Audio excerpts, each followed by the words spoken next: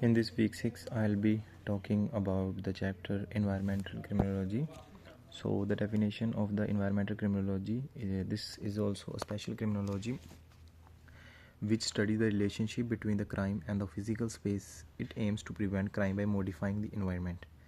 So, the key aspects of the environmental criminology are: the first is that its main focus is on the event rather than on the individual. On the other hand, it examines how crime is distributed among across the location. So wherever the crime is going to happen, so it will depend upon the location of the crime, so where the crime is going to be happen. On the other hand, it studies about the physical and the social environment that how the physical and social environment influence the crime. On the other hand, this highlight the role of systematic oppression, especially which is concerning indigenous communities. For example, the indigenous people mainly focus on. On the other hand, they mainly focus on the street crimes. So those crimes which are more visible and prosecuted more often than the corporate crimes. So for example, the white collar crime, so it mainly focus on the crimes which are more visible, for example the street crimes, on the other rather than the corporate crimes like the white collar crimes. So there are many theories in the environmental criminology. The first theory is the routine activity theory. In the first routine activity theory, the crime occurs when there are like three elements.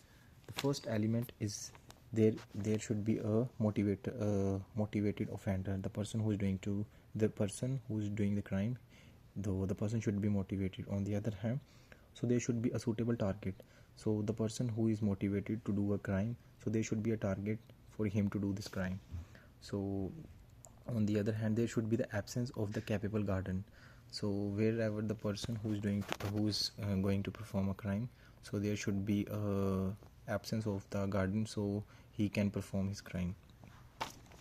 On the other hand, the change in the routine activities can also be a reason for the crime.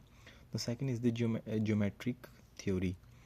So this theory basically studies the crime patterns using the geographical dimensions. So this highlight the people movement and activity space shape crime ranks. So it also identifies the high risk areas which are known as the hotspot, which includes the crime generation, for example the busy areas, for example the shops, malls, and also it attract the crime. The things which attract the crimes are, for example, the people who are using the drugs dealing around in the areas. On the other hand, crime enables like the policed area. So the third is the rational choice theory. So in this rational choice theory, so there is a high risk of committing high risk and reward, so whenever the person is doing a crime. So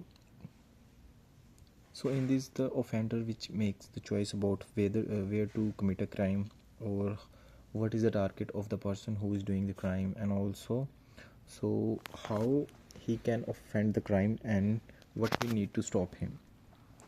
Also, it suggests that environment changes can make crime less attractive by increasing risk and reducing reward. So the fourth one is the pattern theory. This pattern theory, this is a merge routine theory, rational theory, and geometrical theory. So this explains how the crime location attract offender. For example, if there will be like streets, the streets which are not good in the condition, they are not tidy, clean, and also there are like many druggies which are people are moving around. So those locations the crime will be more as compared to the locations where the people are more tidy, clean, and there are no drugs people selling. So the environment, basically the environment and the area, so this is a very important reason if the crime whether the crime will happen or not. So the applications, so this will help in presenting through the urban drugs. So mostly the urban areas, for example the areas in which there are many people are living, for example the busy areas like urban areas, so where there are more employment opportunities and more people are coming from the small areas to visit there, to stay there. So mostly there will be more crime, so there will be more crime as compared to the areas which are small areas, for example the rural areas. So that was about the environmental criminology, that how environmental will affect environment, how environment affect the criminals, in which they gave us 4 theories. Thank you.